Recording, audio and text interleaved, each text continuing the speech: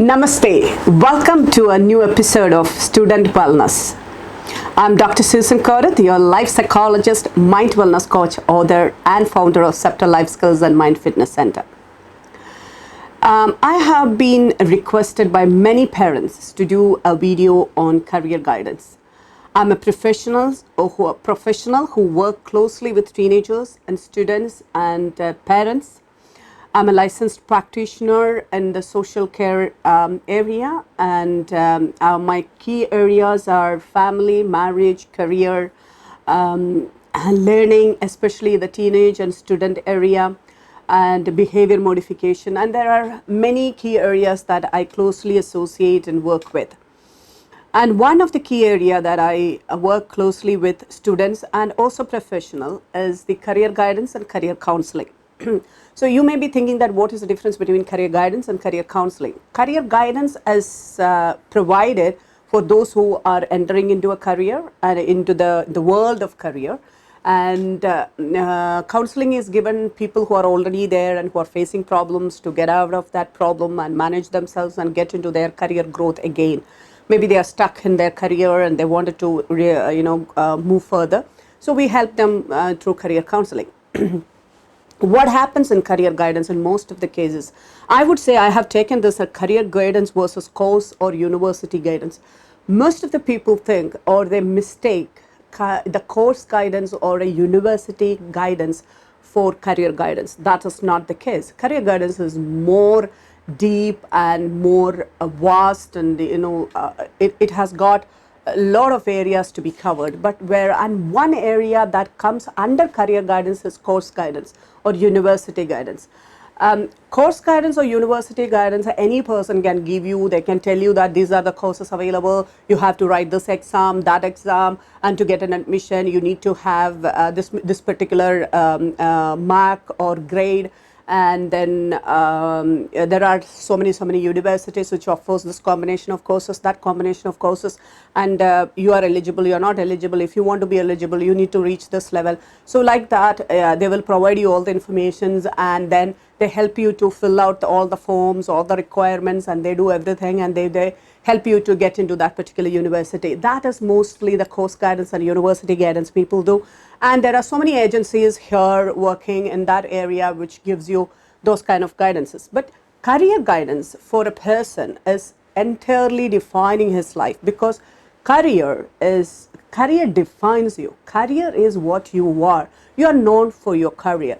If a person who's a driver, he is known for, he's a driver, or he is a manager, he is a doctor, he is an advocate, he is a teacher, he is a professor. So if you look at careers, and even then we say, small, it is not very small, but if you are really good in it, you can be, like a very high position being a carpenter too. So carpenters are really good. And then fashion designers, and then people who, help you in maybe the contractors, the engineers. Okay, anyone can be a career person. So you definitely, particularly known for your career. Okay, so when you are entering into a career, there are a lot of things that you need to be aware of. So what is your career interest? That is the most important area. People think that aptitude test is what is required. See, what is aptitude test? You need to understand, okay, the aptitude test. Okay, at the same time, you also need to understand what is an intelligence quotient test. Okay, now we tell, okay, we wanted to understand a person's intelligence, and we go for a test. Nowadays, in the previous, maybe years back, you had only one test which helps you to understand whether you are good in math, science, or social studies, or something like that, the academic brilliance. But today, we have the test as really vast, and it defines or it identifies your aptitude in various areas. Like, for example, whether you have an aptitude in writing, or you are a person who's in performance arts like dance, music, or you are having interest in literature or arts, or the science or maths or whatever area. It's clearly give you a picture when you go for an intelligence test. And when you are doing an aptitude test, the aptitude test just gives you whether you are capable of doing a particular course. Okay, for example, okay, if the MBBS is giving you you need to study chemistry, biology, maybe a part of physics. Okay, now when that happens, like the aptitude test is only proving that, okay, you have an aptitude towards it, or you are able to do that, okay? Now, you may be having an aptitude for engineering, medicine, or for humanities, or whatever it is, so the arts form. And what you really need to focus here is, you may have aptitude for many areas, but what is that your interest? So you need to be identify, or you need to identify, or you need to understand what is my interest, where my interest lies. And most of the kids forms interest by talking to their friends, like the people, the children who are studying in the same area. They say, oh, they are going for it, it's a fantastic course, they said, he said, she said. So that's not going to help you, because you don't know, you are a dependent person, you don't know what is really you want, and you take everybody's opinion and form your opinion. That's not going to work good for you. Maybe later you will end up having a problem. So most of the people who are having a career, they're stuck in their career or career block. When we analyze it, they did not choose their career according to their interest, and they were facing a lot of problem in there.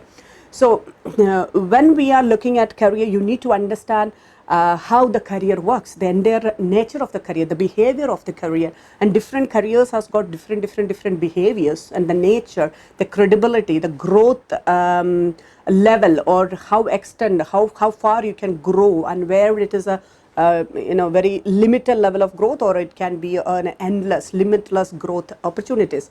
So you need to understand these areas. And also, when you are looking at careers, the career, what is the purpose of your career, what you want from this career. Some people say, I want to make a lot of money. Some people say, I need to serve the people. Some people say, okay, I wanted to be finding new things, and maybe creative, and whatever, maybe a researcher, or maybe a person who is very creative artist, and anything. Maybe they say, I wanted to contribute something new to the society, and everything. And also, you need to understand one thing, that if you have a career understanding of the current scenario, you're not supposed to be sitting with that for when you are doing a career guidance for a child, a student who's going to enter into a career field after 5 or 10 years time. So that is very important, because every 5 to 10 years you can see that tremendous changes are happening. The changes are happening very fast in the career area, not like before. Now it is every branch is again branching out. Like for example, if you say that, if you take psychology, where I have studied, I can see that there is music psychology, animal psychology, there is economic psychology, there is cultural psychology, there is a social psychology, there is music, I think I said, and there is art psychology, and what not, it is just branching out. Before we only heard about clinical psychology, now behavioral psychology, then if you look at it, it's just forensic psychology, and it just goes on like that. In the same way, the engineering field is again branched out into many, and like in the agricultural world and the architectural world, everywhere it's branching out, and it's a new areas are coming up. And you need to be considering, a career guidance professional needs to be having that kind of an approach, openness to everything, and when they sit with their client. And another area is the career building blocks, how the career needs to be built in each area. You need to be understanding that how slowly every step is built and moved ahead. And then another area is, what are the factors that influence in choosing your career, because there are various factors that helps you to choose your career. Sometimes your interest even is formed through the influencing factors. For example, I would say that a child who's the son or daughter of a doctor, a practicing doctor, he may form a positive approach to the career, or he may form a negative approach to the career. Positive is, by seeing that the success and the credibility and the people's respect he is getting, and the type of work he does and the achievements and everything makes him so excited to join again MBBS and become a doctor. And sometimes they just have a negative influence because they say, oh my God, I can't just believe I'm leading such kind of a life because the doctor is not having enough time to spend with the family.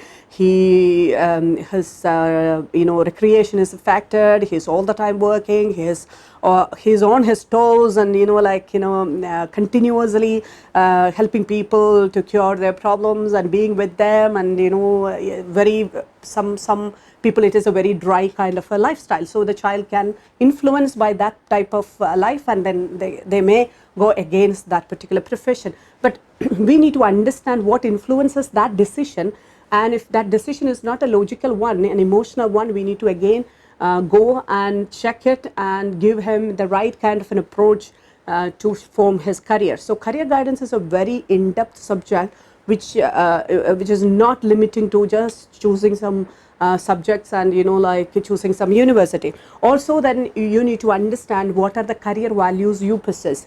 What kind of a value, you need to be, I must be honest in my career, I must be trustworthy, I must be, my growth should be based on my achievements. I will not cheat anyone to get into any kind of progress. And you need to be really understanding the career environment, and then sometimes the journalism and all is in a very adventurous kind of things, and am I fit for that? All these kind of things they need to check when you are entering into a career. So when you are choosing a career guidance professional, you need to understand whether this person has got enough experiences, and is it a qualified person who learn about careers, and he or she can really guide me through my child or myself in the right path or in the right way. So you have the right to choose your career guidance professional, do it wisely. Now, certain things I would like to tell you here is, when you are thinking about a career guidance, you need to understand that every information is available except whatever I told here. This is what you need to sit and do with a career guidance professional, and choose your career option A, B, and C, which according to the priority and how your interest lies and your aptitude, everything you need to check, and your talents and your skills, your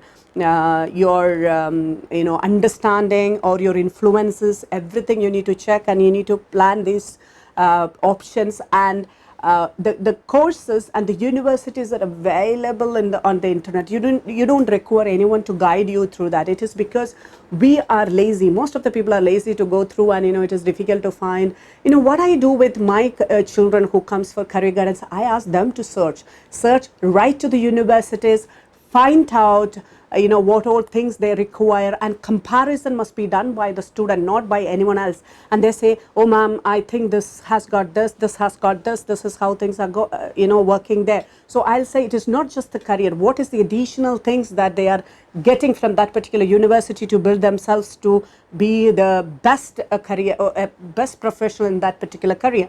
So it has been given, the responsibility is given to the children, and I sit with them and we analyze, and that's the way things has been done. So that is where we say the autonomous attitude, or the child become independent in choosing and moving ahead in their career. He only take responsibility for every decision that he takes. So the problem solving or the decision making skill is very important in a career guidance, because the career decision making needs to be done by the student himself, and he should be able to present it in a pretty well manner to other people. So who are the decision makers, for example, his parents or anybody else who's involved. And he should be very sure, very clear about his career path, and that has to be defined before itself. That's why we say, different careers has got different paths and different ways in the long run, but the career stages are similar. So this needs to be understood by the students who are seeking for career guidance. So I have pointed out few things which you can take care when you are in the process of providing career guidance to your children. And the first one is the child must be introduced to the careers as early as possible. From the childhood onwards, you can talk to the children, like this, these people do this, these people do this, and this is what they do. And you can introduce your children to different types of careers when they are very small, and then they can talk and you discuss about the career. And then another one is a structural guidance must happen a structured career guidance must, or the professional career guidance must start only after 8th standard. Maybe the child reaches 9th, and then, you know, like 8th is the best time to introduce him to a kind of very professional way of career guidance, and it has to continue, like, you have to be supportive and help him to define his career path in that particular manner. And then parents and teachers are the first guides. Okay, so you need to understand how to guide your child through the entire career guidance process. Then, and you should teach your child to apply critical thinking skills in choosing the career.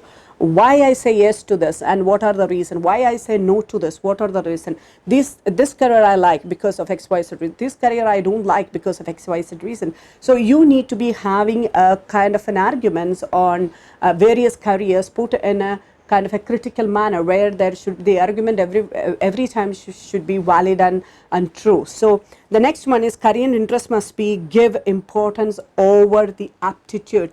It is not that you have an aptitude, so you're going for this, not in that way. So if you look at, Sri Shashi Tharoor, who's really a very studious student, or maybe he's excellent in every subject, and when he wanted to choose his career, he went for humanities. He said he wants to study history, and everybody was very shocked. Even teachers, the parents were cold, and they were saying that such a brilliant student, he has got aptitude for physics, maths, anything. So he said, no, my career I wanted to build in this area, so I wanted to go for history.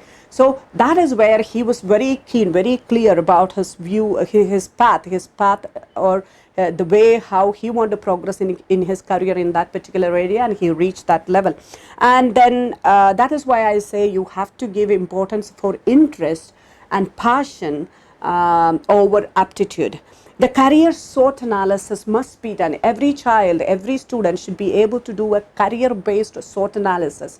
What are my strengths? What are my weaknesses? What are my opportunities, and what are my threats? And when they are doing it, they clearly understand about each career and the selected careers that, the possible careers that I'm putting in front of me. When I analyze my SWOT, I understand how much I'll be able to contribute in that career, or benefit from that career.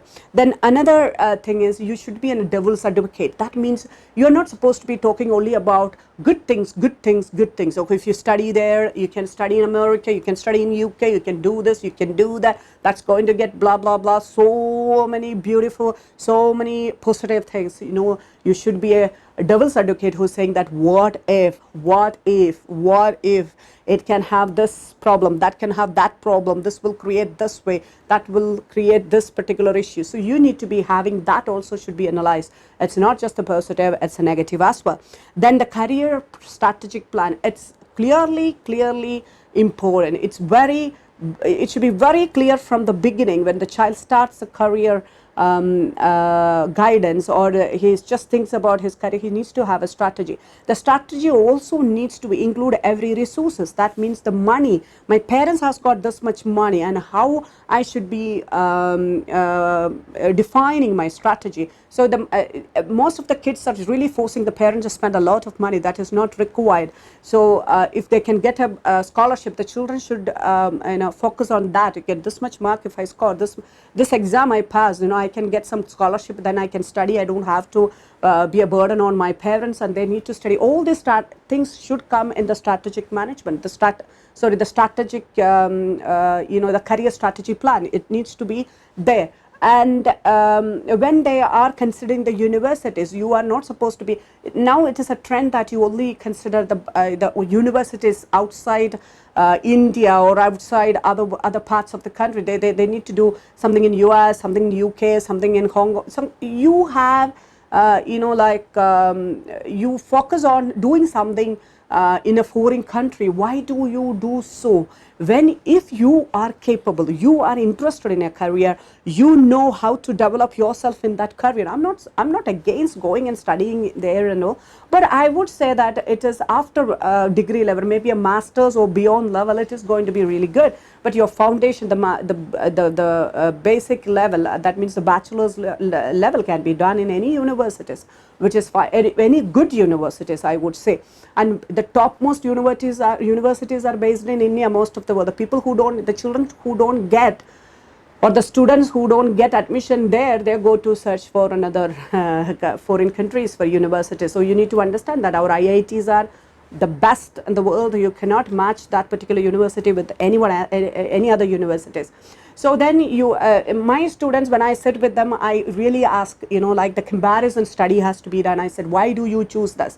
What is that is going to give you some kind of a glorified feeling when you do that? I have seen people who are coming from India immediately getting job, and I have seen people who studied in America and other areas are struggling to get a job. So it is always who you are really matters, like how much how capable I am in this particular career, in this particular field of work. That is more important than which country I have studied. Okay, if you are good, you will definitely get a good university in anywhere, acquire your knowledge and build yourself in that career and establish yourself as a the best in your career. That is what you're supposed to be looking at. And there should be a career plan A and B minimum, because sometimes you don't get the career A that as you plan. You have a B, but that B help you to reach in your career A in after some time.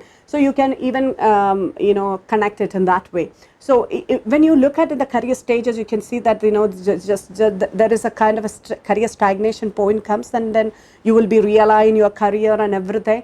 And that time you will understand that what are the options that I had. Do I need to really go back and do another option? So all these things comes only when you are climbing the different stages of career. And those stages, there are around 11 or 12 stages of career, and these stages should be very clear to each student who's aspiring for a career. And there should be a development of autonomy. That means you should be independent. The student should be independent in selecting the career, and they are not supposed to be depending on people to do something. So I'll just go and have my career. So they are not supposed to be doing it. They should do the work. They should be independent in getting those everything that is required to achieve a career or build a career. They should be able to independently handle that. And independence means it's not seeking help. So independence means I know what I'm supposed to do. I know what resources are required. I know what is my limit and where I need to seek help, and I need to talk to people. I need to understand. I need to be in connection with certain type of people, and I know what additional skills I need to possess when I'm moving ahead in my career or in the learning phase itself. All these things should be clear for the students. So as I told you, now you might have understood that career guidance is not what you just hear here and there. People come and talk about various careers. This if you have this do this aptitude test, and then we'll select you. We will tell you which course to be taken, what you need to be doing. So that is not what career guidance is all about. It is just a course guidance. It is just a university selection process, and that is not what career guidance is all about. Career guidance is properly defining and making you understand what is your true career from your internal career aspirations that we check and we take, and we help you to design your entire career life. And with that strategy planning, with all the help that you require, you independently slowly build yourself into that career and to the career success. That is what all about career guidance. And I hope every parent has understood what career guidance is all about. And please make sure that when you are giving career guidance, you go to the right professionals and get the right career guidance, rather than just getting a course guidance or a university guidance and sit there as, I did a career guidance for my children. That's not the way it is. And please make sure that the right career guidance is given to your children, and that is your key responsibility as a good parent, a responsible parent. Thank you very much, and I wish every student a brilliant future, and make sure that you rock in your selected and chosen careers, and make your passion always in your mind, and just see how you can establish or you can achieve your dreams in the right manner. Never be lazy, never be lazy. Then I will give you a mantra for success. The mantra for success is intelligence, willpower, and health. You need to have intelligence, your willpower, and health. These three things are the ingredients for success. You take care, and thank you. All the very best.